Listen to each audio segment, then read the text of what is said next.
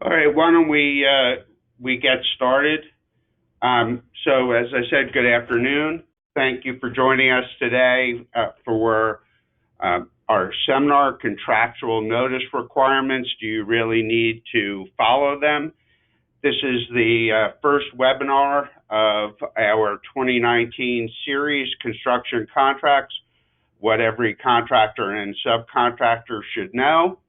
As I said earlier, I am John Greenhall, a partner in Cohen Seglias' Philadelphia office, and a member of the firm's new Construction Contracts and Risk Management Group. And I'm here today with Lisa Wampler, another member of the group in the firm's Pittsburgh office. Good afternoon. Sorry, Lisa. So the Construction Contracts and Risk Management Group is a new group in our firm, which is focusing on construction contracts from a risk point of view, as well as construction process, where we can provide clients with information about their construction contracts, as well as their insurance requirements for particular projects. Today, we're going to be talking about notice requirements. We will be having another webinar probably in May, and the topic for that will go out shortly.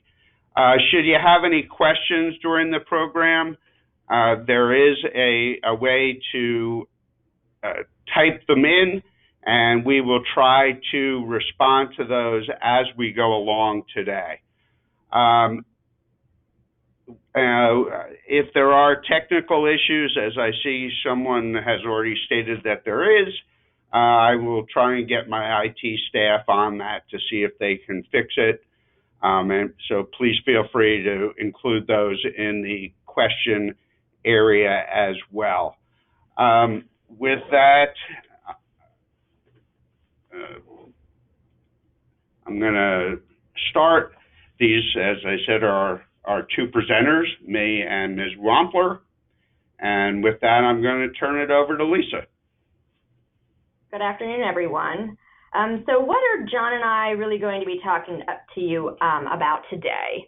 Well, it's our hope that when we're finished here, you're going to have a better understanding of what notice is, when you should be giving notice, why it's important to give the requisite notice, and the manner in which notice needs to be given. Now, all of this is largely dependent on the form of agreement that you're working with. So everyone is accustomed to the AIA contract form, and they neatly package what notice is specifically in the contract itself. You'll see that for all notices except for what's set forth in 15.1.3, you have to give your notice in writing. You're required to submit it to the designated representative who's going to be identified in the contract. That notice also has to be delivered either in person or by mail or by courier, and you also have the option of submitting it by email if you set forth how the electronic transmission is to occur in the agreement. Now, for the section 15.1.3 of the AIA contract, which deals with notice of claims, there is an added wrinkle that you must send the notice to by certified or registered mail or by a courier with proof of delivery. Now, this concept of notice being in writing, the word must is a fairly strong word. Really, what you should be looking to do is try your best to put it in writing. Obviously, the way that you play the game better than others is through your documentation. So you always want to try to get things in writing as much as possible. So if the contract says that notice needs to be in writing and you need to send it in a particular time frame, you should really try your best to satisfy these requirements, and that's especially important if your contract includes a provision that says your failure to strictly comply with that notice requirement is going to be deemed a waiver of your claims for which notice is required. And the closer that you get to actually satisfying the contractual requirement for notice, the better chances you're going to have of successfully getting what it is that you really want.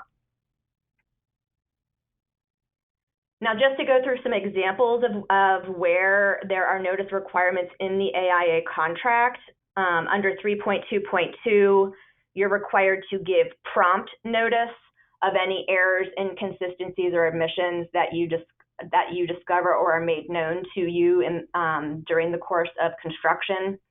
Under 3.3.1, you must give timely notice for anything related to means, methods, techniques, sequences, or procedures that may not be safe for you to perform your work.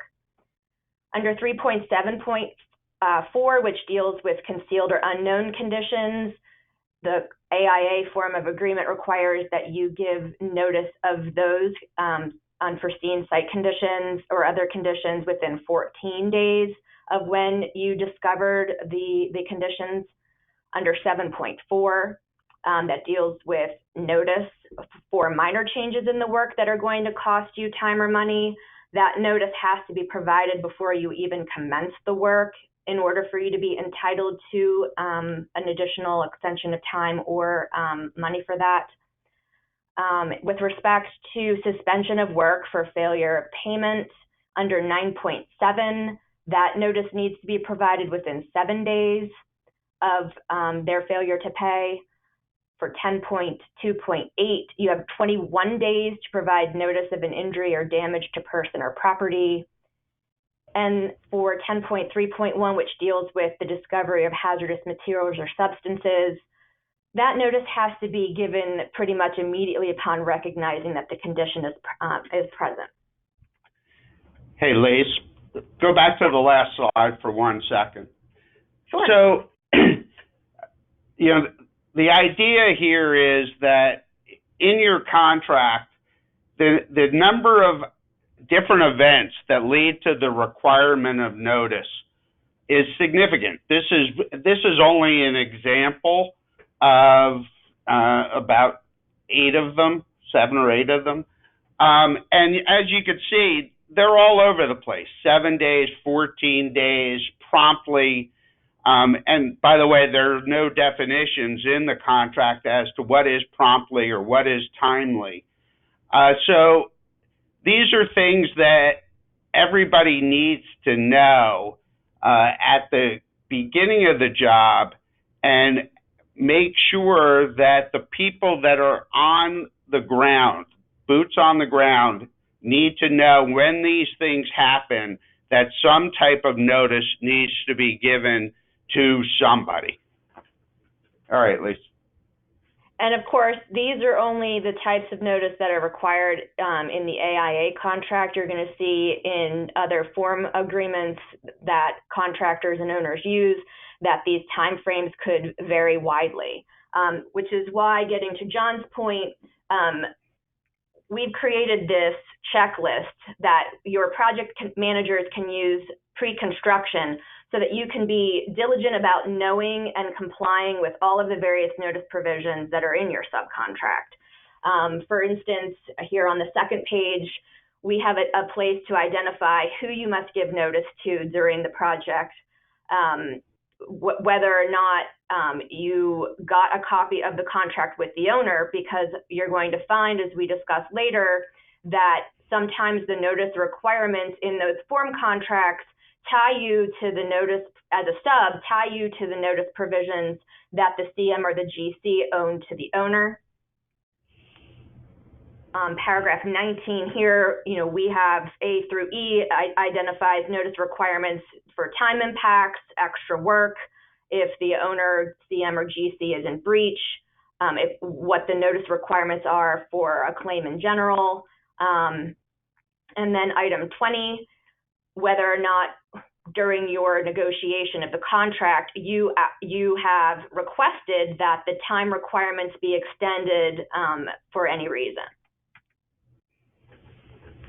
And then also in the AIA agreement specifically, there's always a requirement as to whether or not the claim has to be submitted to the owner or architect as a condition precedent to moving forward with your claim. One last thing, Lisa. This checklist obviously covers much more than notice. It is a very helpful tool for anyone who is doing a construction project to go through this list with their contract in hand and to make sure that everything is filled in so that you have a little bit of a cheat sheet rather than just throwing the contract in a drawer, as happens, unfortunately, a lot. All of these slides are the handout. If you you can get the handout through the webinar system. Okay. All right, Lisa. Now, while these aren't necessarily part of a contract, we just wanted to point out that there are certain notice requirements by statute that affect your payment rights. Nationally, the legislatures have been passing statutes that provide owners and contractors certain rights with respect to their contractors and subs for notice of deficiency items. Recently, Pennsylvania's Prompt Pay Act was revised to include provisions that deal with notice when you have a deficiency item with respect to your invoice. And there's also been modifications to the Act for situations where a contractor or subcontractor is not getting paid. If you give the proper notice, in this case, it's 30 days first that you're going to suspend work and an additional final 10-day notice, then you have the right under the Pennsylvania Payment Act to suspend work for non-payment. And then equally, while not necessarily a purview of this seminar, there are also statutory notice requirements for liens and bond rights. They differ from state to state and from bond form to bond form. So the best advice we can give on this subject is to just make sure that you are fully aware of the lien law that you're dealing with and the language of the bond that you've been issued so that you can make sure that you're complying with the notice requirements in the lien law and the bonds as well. All right, so what counts as notice? You know, it's obvious that a written letter sent to the right person at the right time, delivered in the right manner, and with all of the right information, that's good notice. But how often does that actually happen on a construction project? If this was the only acceptable notice, it's very unlikely that claims would ever get prosecuted. Why? Because letters are hard. Project managers, project superintendents, they have a lot to do on a day-to-day basis, and there just aren't enough hours in the day. So what is one to do? As Lisa said earlier, the idea is to get if you can't do the perfect notice, get as close as you can to that notice. I should note that on public projects, for those who are doing public work, notice has to be specifically done as stated in the contract in order to have the best chance of winning. Many courts side with the public entity that everything must be done per contract. Also, with regard to the statutory and lien notice and bond notices that we talked about previously, those two must be met by a specific time frame, or there can be serious waivers with regard to your lien rights and bond rights. So what is one to do when they can't get notice done perfectly? The answer to that is project documentation. It is critical that any type of delay or any type of claim that you are experiencing on a project be documented in some way. Oral is never good. You really want everything in writing. Notices can be sent in different ways that aren't the perfectly drafted letter. So if you look at this list, you have things like logs, submittals. So let's say your RFIs are not getting responded to in a timely manner. Instead of 3 days, they're being responded to in 20 days. Your log is going to set forth the delay associated with that time frame. It's important to keep accurate records of when change order requests are responded to, submittals, etc. Because if you could show that the owner or the contractor was also delaying their responses, there is an argument to make that your notice in the logs that you're giving are sufficient that the contractor or owner should be aware of them. Payment requisitions. If you sign a payment requisition and you don't reserve rights with regard to claims, you may be waiving them. But if you include in the payment requisition, listen, I have been delayed on this project, I am not waiving my rights for those delays, that too could be considered to be adequate notice. And each one of these things has a different amount of strength when you get into court and you have to prove your claim. The more that you could show that you wrote in any manner, and the more that has been given to the contractor or the owner, the better off you're going to be when the other side raises the issue of waiver due to lack of notice.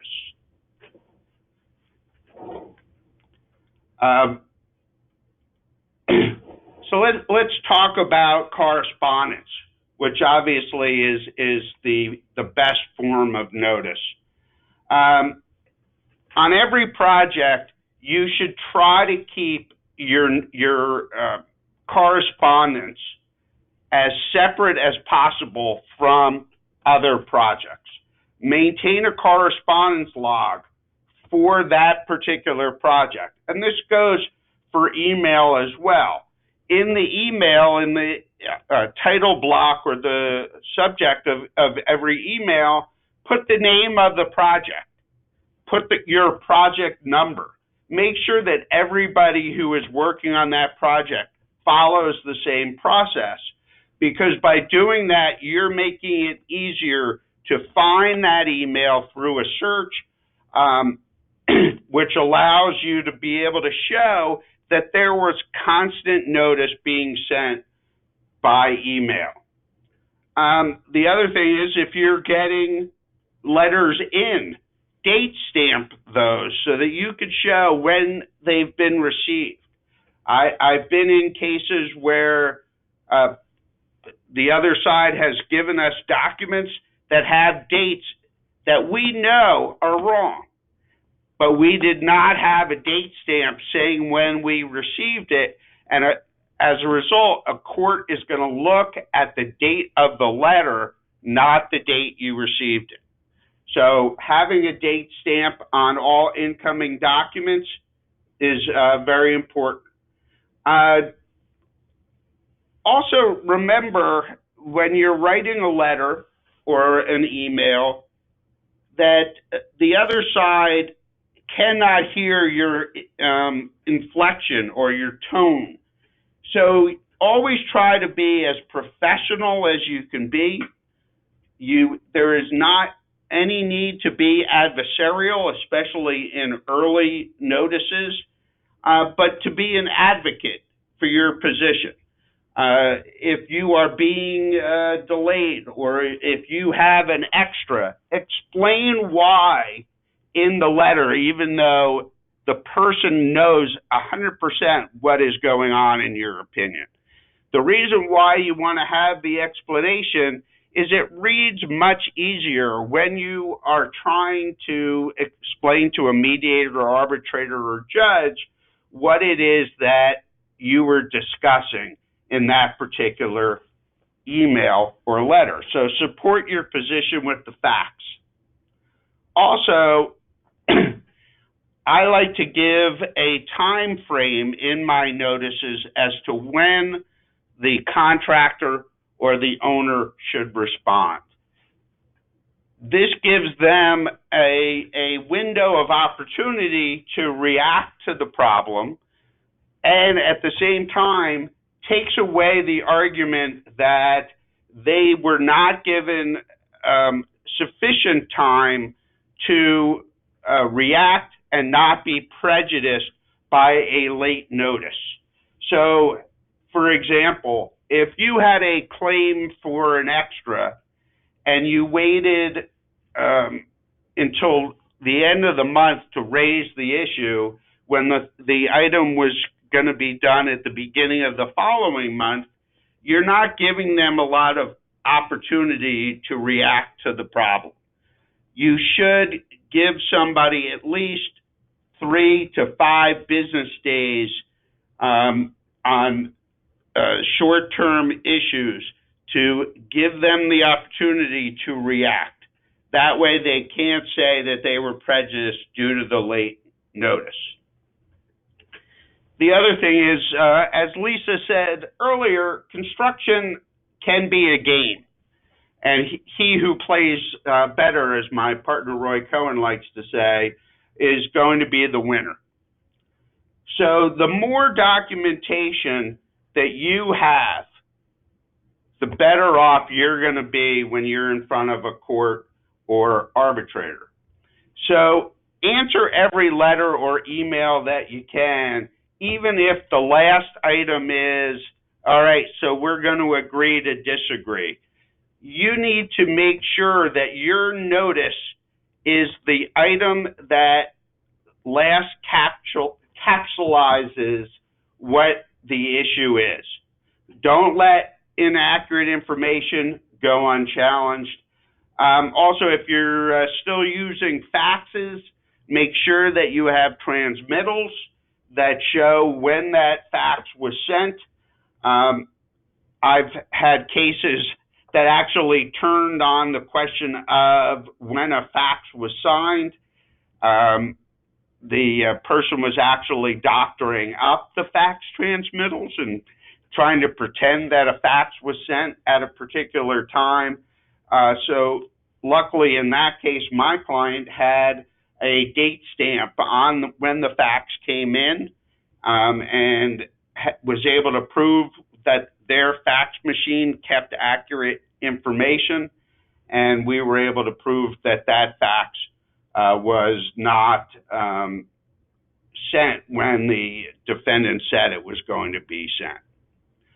The fax confirmation sheets that are automatically printed out are generally sufficient. But again, you need to make sure that your fax machine is not flashing 12s and you're getting a fax transmission confirmation sheet that has the wrong time on it. With technology constantly changing, texting, FaceTime, project people are starting to use these things. Skype meetings, for example. I am not a big proponent of using any of these things because there's no adequate record of what happened. Trying to get a text off of a cell phone is very difficult. So I would tell my project people, try to not use text with other people or in-house for that very reason. Email is preferable. If you are having any meetings by FaceTime, by Skype, etc., make sure that there are written notes being taken of those meetings, because anything said over that process is not going to be reflected in the project record. Daily reports is another interesting form of project documentation which could serve as notice. One of the things that's very interesting about daily reports is that it is not notice if you don't give it to anyone. We've had clients who have come to us and say, well, aren't daily reports where I write notice, isn't that sufficient? And we ask, well, did you give it to the general contractor or did you give it to the owner? No, we just keep them for our records. That is not notice. All that is a general log of the things that are taking place during the course of the project. So it's a good idea to supply your daily reports to the general contractor or to the owner. But when you're going to do that, make sure that they're written clearly, that you explain things that you're saying that may have a technical term. Detail anything that may be a problem on that project, because a daily report could be a two-edged sword. If you don't have the information on it, the court or the arbitrator is going to assume that on that particular day you were not being impacted or you did not have an issue with a delay or acceleration. So if you're going to use daily reports as notice, there needs to be a constant stream in those daily reports of the items that are taking place on the project. The daily reports could also document when access was given to particular areas. That is also a meaningful tidbit of information. One thing that is very important when using daily reports is to exercise care in assigning your company's responsibility.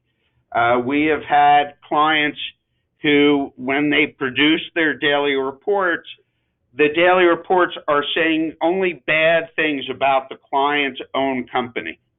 So, for example, things like, we're really screwing up this job, though screwing up is not actually the word that was used.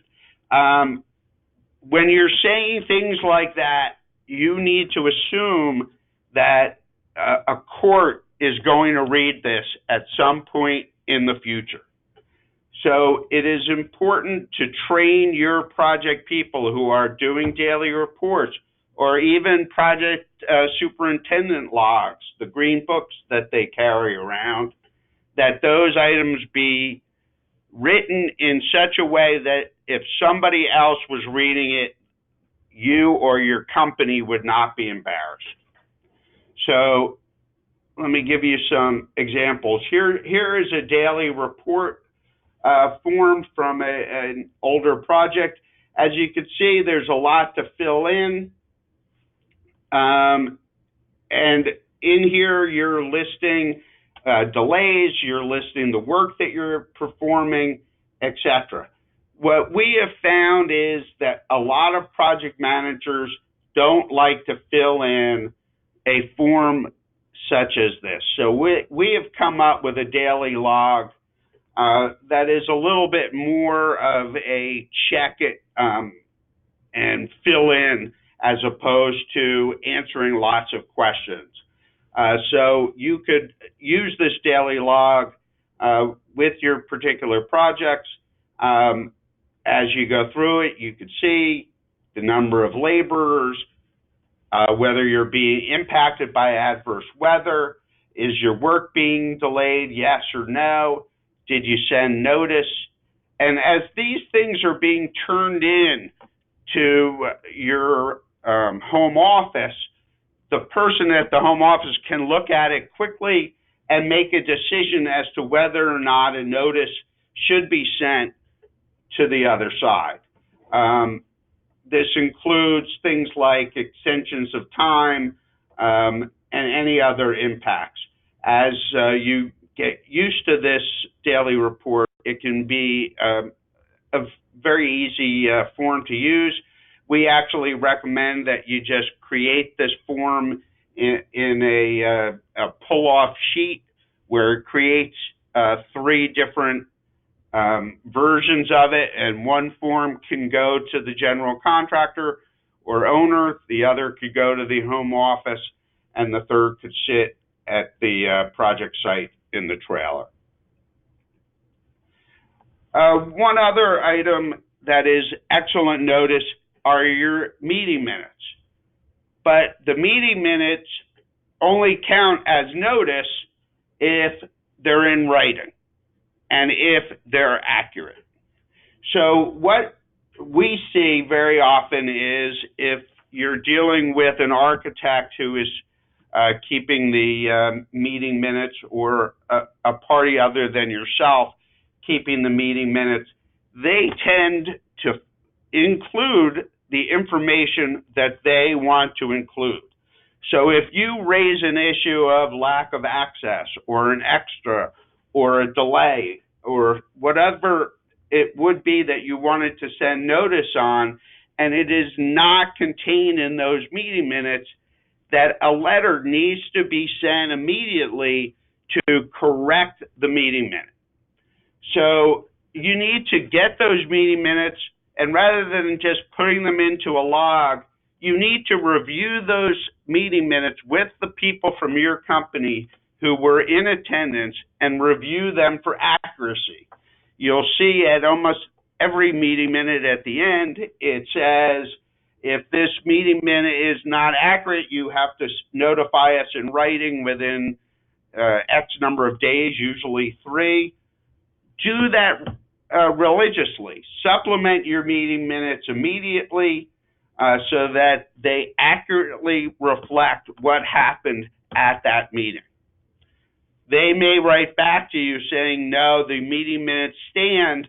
You're still on record that you said at that meeting, this is what happened. That allows you to challenge the inaccurate information.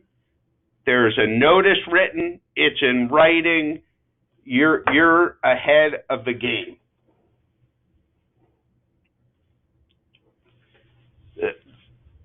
Now, I wish that everybody came to us and said, oh, I have all these great written notices. I went to every meeting minute. I challenged them on it. My daily reports were given to them. That doesn't happen every time. So when you don't have written notice, is there still an ability to proceed with a claim? And the answer is, it's not as easy, but you can do it. It's a concept called constructive notice. It's when an owner or general contractor's actual knowledge of the impact or extra is assumed because they were there every day, or they wrote letters to other people detailing what was happening on the job. So it may not be a specific notice from you to whoever you have to send it to, but they have the notice of the facts. The best example of this is something like you hit rock doing underground construction work, and the owner every day is out on the project. And every day the owner says, boy, that's a lot of rock. You may not have anything that substantiates the fact that they came out every day, but you do know that your project people will testify. You could bring in other people who can testify that this guy was well aware of the fact that this was occurring on the job, and they have constructive notice. Now, there may be other hurdles to overcome because of that, but it does allow you that hook to keep going in your claim. One of the things that you want to be able to show is that there was no prejudice to the other side due to the lack of written notice. The best example of that is you don't give them any kind of notice until after the project is closed out by the general contractor. So you're a sub giving notice to the GC, and the GC says, well, why didn't you tell me, when this happened 3 months ago? I've now lost my ability to go after the owner because of your late notice. That's prejudice to them. Other examples of prejudice are, well, without your notice, I could have, if I had received your notice, I could have done this differently. I could have, instead of you digging out this rock, I could have used a different type of a footer for the project, and as a result, I never would have had these losses. That is another type of prejudice. So in any event of notice or constructive notice, you want to deal with the issue head on right at the time that the event is occurring. Some examples of constructive notice: on-site interactions, meetings, phone calls, any other emails or written correspondence that wasn't directed from you but has information that assists your claim. That too can be sufficient. A couple of questions that we received. It is a good idea to send your daily logs to the general contractor. I like that they be sent on a weekly basis. If there are, however, any major issues occurring on the project and you're not sending them letters, I would start sending them the dailies on a daily basis. You have to make that type of a judgment call. All right, let me go on. So the law looks at constructive notice in different ways in different states. And I'm giving an example here of New York, Pennsylvania, and New Jersey. Notice clauses in New York are upheld, and it is very difficult to argue constructive notice. While in Pennsylvania, it's easier to argue the constructive notice, and New Jersey kind of falls in the middle, but it should be considered that it's a much stronger writing than constructive notice state. Liz? So before we move on, one of the things that I just wanted to touch upon is that with respect to a lot of the non-traditional forms of notice that John just talked about, I have recently been seeing clauses that are being put in contracts that actually specifically say that anything that you write in your daily logs is not going to be sufficient notice. So that's just another one of those hurdles that you need to be looking for in your contract, so that you know what exactly you have to do to make sure that your notice is going to be upheld in a court of law. So moving on to probably what's the most important notice provision in a contract, and that has to do with notice of claims. Now, every contract is going to vary in their definition of what a claim specifically is. Because there's no standard recognized definition aside from what you're going to find in the AIA. And with respect to that form, the definition of a claim in the AIA contract is that it's a demand or assertion by one of the parties. So that is not just the subcontractor. It could also be a claim that the owner has against the GCCM. It works both ways. Who is seeking as a matter of right an adjustment or interpretation of the contract terms. So that's not just necessarily related to a monetary aspect. The payment of money, an extension of time, or any other relief with respect to the terms of the contract. So the definition in the A201 is a fairly broad definition covering many different aspects of what a claim could be. So when must someone make a claim? Again, you always have to look to the contract. One example here is from the AIA, and that indicates that claims by either party has to be initiated within 21 days after the occurrence of the event giving rise to the claim, or within 21 days after the claimant first recognizes the condition giving rise to the claim, whichever is later. Now, I can tell you that this is probably the largest time frame that you're ever going to find in a contract for giving claims. Most of the time, they're considerably shorter, and that's one of the things that you need to be looking at to protect yourself. Now, in consideration of these claims, obviously, you go through all of these steps that John and I just talked about to make sure that you're giving the right notice, you're giving it timely.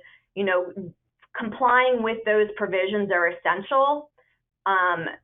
But there's always the chance that you do all those things under the contract and you don't do what's necessary in other forms of documentation to preserve those claims. For instance, signing monthly lien waivers.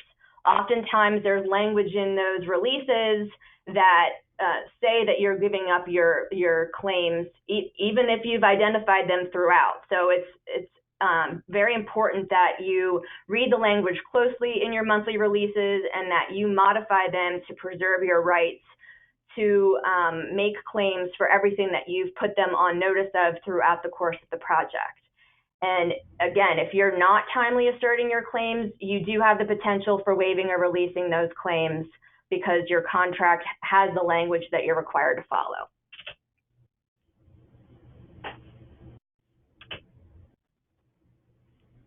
So what about situations when you're not dealing with an AIA form of contract? We have a couple of examples in this presentation that shows the other types of notice provisions that you might find. For instance, in this example, this deals with making a claim for an extension of time. Here you have to give 48 hours notice of the commencement of a delay. And you also have to demonstrate that you could not have anticipated or avoided the delay, and you've done everything within your power to minimize the consequences of that delay. And then it goes on also to say that if you don't give this type of notice, this requisite notice within this time frame with these specifics, that constitutes a waiver of your right to proceed for those claims if you didn't give the right notice. Another example is a notice provision that requires you at the time of giving the notice to give a full-blown explanation of the problems that you've encountered with a detailed breakdown of the cost you'll be seeking. And in this situation, the notice requirement is 5 days of receipt of a direction to do additional work. So this would be, a claim for an extra. So, you have only 5 days to figure out what your increase in price is going to be because of a change in the scope of work. You have to give a full explanation of all of the details with respect to that change, and also provide a full breakdown and an analysis supporting your request. And again, there's this waiver language in this clause that says if you don't provide the written notice as required here, then you're waiving your right to get an increase for the changed condition. And finally, here's another notice provision that we see a lot, and what it does is it ties you into the notice requirements that the CM or the general contractor has with the owner. So here, the subcontractor has to give notice no later than 3 business days prior to the time by which the contractor has to give the same notice to the owner. So in this respect, it's very important that you get your hands on and you have a copy of the prime contract with the owner so that you can make sure that you're complying not only with your contract, but also the upstream requirements that the general contractor or general contractor owns to the owner. And again, lastly, we have more waiver language if you don't follow these terms. Hey, Lisa, the audience should know that the amazing thing is that those 3 notice provisions were all from the same CM's contract. So this national construction manager requires all these different notice provisions. They all have waiver, etc. So you just need to be extremely careful whenever you're dealing with a non-form contract, because they will bury whatever notices are required throughout their contract. So because of what John said, there are a lot of considerations during the contract negotiation phase that you should be giving when reviewing provisions on notice. You always want to avoid a notice provision that requires you to give notice within a short period of time. We saw 5 days. The AIA, gives you 21. So, you want to compromise on the amount, but certainly if it's a really short time reference, like the 48 hours, you want to try to negotiate as large of an increase in time that you can. You also want to avoid notice provisions that require you right out of the gate, the minute you discover a condition, to have to tell them the full amount of the extent of your damages due to this delay. Obviously, if it's the first occurrence, you have no idea how long the situation is going to last. So to have to give the full amount of details up front kind of puts you at a disadvantage. Because of the last contract provision that we just saw, like I said, it's important that you know what the prime contract requires. And most of the time, the contract that you're signing says that you're aware of the terms of that prime contract, even though you may not have asked to receive a copy. So again, it's very important that you get your hands on that and take a look so that you can make sure that you're properly complying. So before signing the contract, like I said, if it's an unreasonable notice provision, like a 48 hours, you should be asking for like 5 business days, 5 or 10 days, and then ultimately you can settle on 3 business days. That'll still give you a period of time. Let's say that you discover the issue on a Friday. 48 hours would put your time to give them notice on a weekend. So at least adding the business days gives you some more cushion room so that if it happens, late day Friday, you have some time to get your ducks in a row. Most importantly, on a private job, if you don't ask for these things, you don't get it, and you're bound by what you sign. So it's very important that you ask for these changes and then compromise if it's available. All right, so how does one make a claim? Just tying this in with the notice concepts. Under the AIA contract, as an example, the claim and the ultimate written notice of that claim has to be given to the other side and the initial decision maker, and it has to be done in the fashion set forth in the contract. Again, the AIA document gives you 21 days after the occurrence of the event, which, as Lisa pointed out, is longer than you'll see in most contracts. And the AIA contracts also tend to get modified, and this gets chiseled down. but you should be aware that it's not just notice being sent to the other side, but to the architect or the initial decision maker. So what type of claims can be asserted and what notices need to be given? Anything that is going up the chain, whether you're the sub giving it to the GC or the GC to the owner, things like failure to pay is a claim, untimely payment, even if it's covered by a prompt payment statute, again, notice needs to be sent. Any type of termination, a delay. You know, we've been told because of the existence of no damage for delay clauses that it's never good to use the word delay in a delay notice. So you got to think of things like impact, inefficiencies, etc. All of those things need to be sent in a timely notice. So when you're talking about labor escalation, equipment or material escalation, extended project overtime, all of those things must be sent in a timely notice. Acceleration, where the owner is saying that they are holding the deadline of the project where it was in the original agreement, even though that there have been impacts to the schedule. They may not call it an acceleration, but that is a constructive acceleration, and notice should be timely served on the other side. So when you're talking about delays, how do you notify the owner or the general contractor? Again, review your contract. Know what your notice requirements are. Should your notice identify specific areas of work impacted by delay? As I said earlier, the more facts that you could give that are accurate, the better the notice is. So even if it's being sent by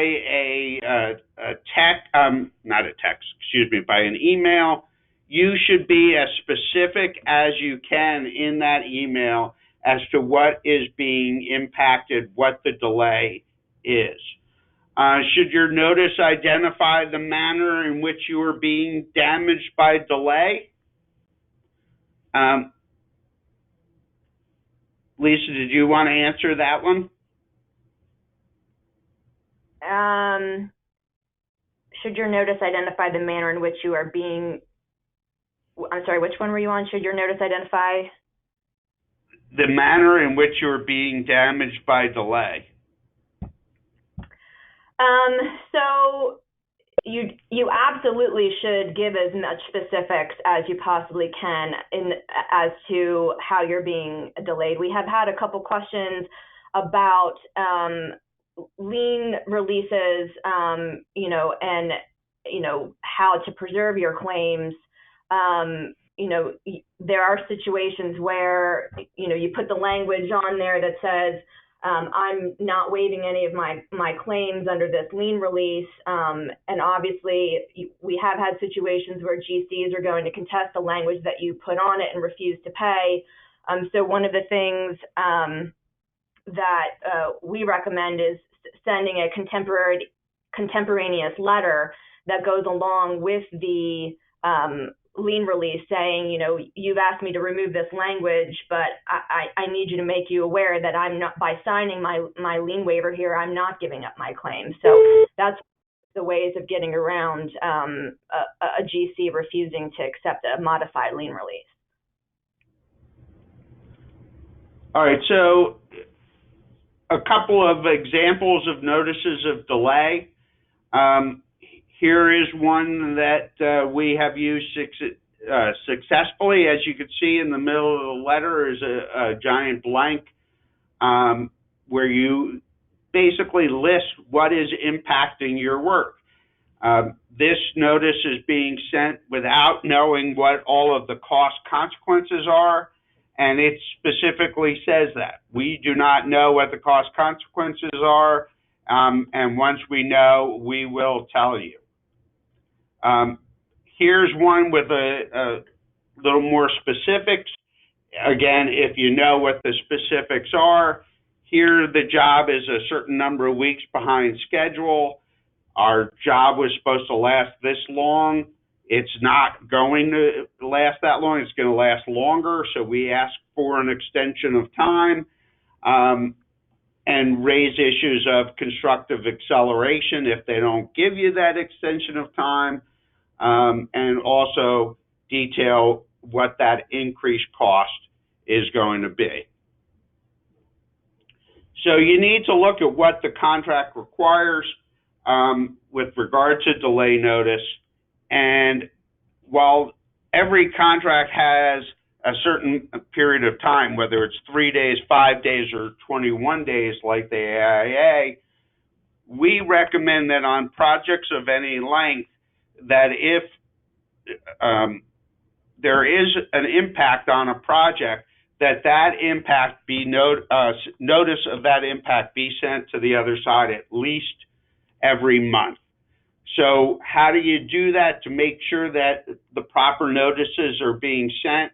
You meet every month with the project manager, and you figure out where every project stands, and if the project is behind or additional costs are being incurred, that notice be sent at that time. Is it going to be perfectly timed per the contract? No, but again, it is putting them on notice on a regular basis of the impacts. Unless they can argue that they were prejudiced, they're going to have a hard time arguing against that notice. So every month, the project executive and the project manager meet, discuss the project schedule, question where we are on the schedule and why. If the job's behind because of something the company itself has done, effort should be made to correct that. If the job is behind for reasons unrelated to the company, then notice should be sent. You need to look to see whether the right letters have been documented, etc. And here is an example of a monthly project manager checklist. Again, this is in the handout, but as you can see, it goes through various items that you should be looking at on a regular basis.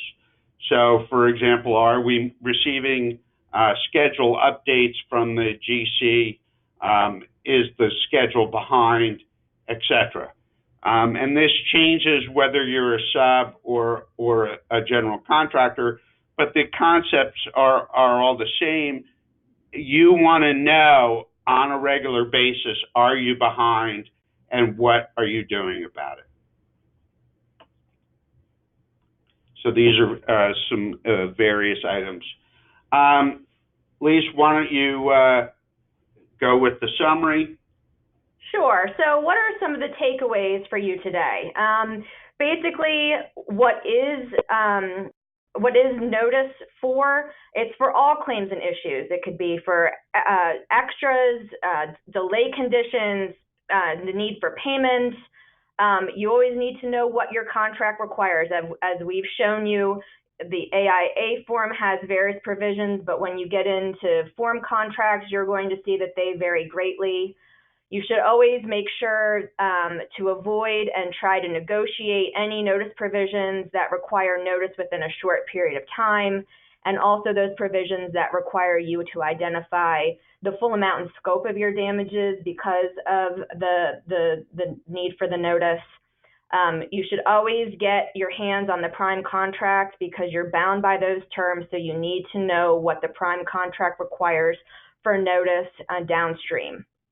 With respect to public jobs, like John said earlier, you're going to be probably held to a stricter standard for notice on those jobs, but for private contracts, you have a much greater success at not having necessarily this strict notice and following the terms of the contract and use those non-traditional forms of notice that we talked about. And last but not least, I know that people are always hesitant to send these types of notices out because they don't want to make waves. But a notice does not have to be adversarial. We encourage people to start off any letter by pointing out that the contract actually requires you to give this kind of notice. So you're not doing anything more than complying with what your agreement says you have to do.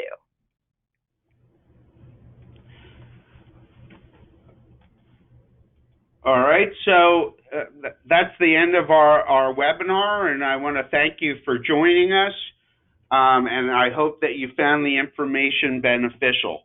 The slides and a link to the recording will be circulated shortly, so keep your eye out for that email. Also, please feel free to contact us with any questions about the topics covered here today. Our email addresses are on the screen right now. Thank you all for those who sent questions. To the extent that we didn't get to them, we will try and answer those by email. We want to thank you all for joining us, and enjoy the rest of your day and week, and stay warm for those who are in cold weather. Thanks all right, all. thank you.